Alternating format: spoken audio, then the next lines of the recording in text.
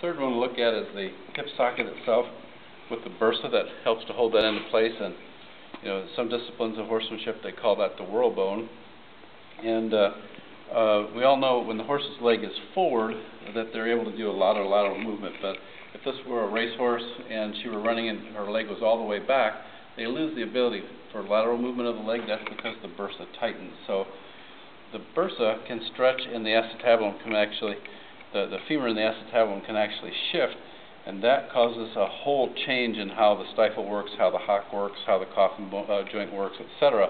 So what we're going to do is just put my hand right here on the ischium, right here on the hip bone, and I'm going to just start a very gentle motion of movement like this. And this is exactly what we want. You see the mirror shifting her posture. She's using the weight of the rest of her body to create the pull that is necessary on that thigh for those fascial planes to release to allow a more true arc or true movement of the stifle and the hock joint. As we go around, you can see that movement at the stifle. We got a shift at the stifle. She's chewing. She got a big release out of that, and she moved all of her weight back and placed it in a new spot.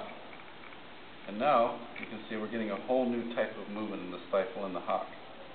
So where I used to work on a stifle or a hock or a fetlock individually, I now incorporate all this weight and all the corresponding fascial planes, and I want to manipulate that and move that all as a whole, because then we'll get change not only in the joint surfaces, how they fit together and how they feed back information up to the spinal cord, but also we get a change in the tone of all the muscle and fascial planes, and there's a certain point there where that weight will just settle exactly right on that column that leg represents.